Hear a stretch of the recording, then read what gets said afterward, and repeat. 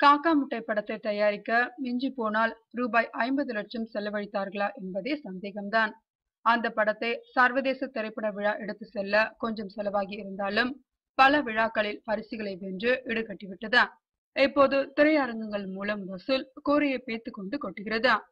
வெளியாகி 5 நாட்களில் இந்த படம் ரூபாய் 5 கோடியை குவித்துள்ளது. தமிழ்நாட்டில் 109 திரையரங்குகளிலும் பிற பகுதிகளில் 170 திரையரங்குகளிலும் வெளியான இந்த படம் வெளியான வெள்ளிக்கிழமை 90 லட்சம் வசூலித்தது.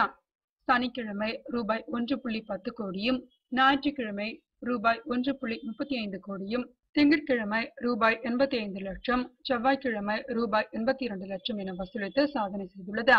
திங்கள் மற்றும் செவ்வாய்க்கிழமைகளிலும் பல திரையரங்குகளில் அரங்கம் நிறைந்த காட்சிகளாக ஓடியது. இது பலரையும் வியக்க வைத்துள்ளது.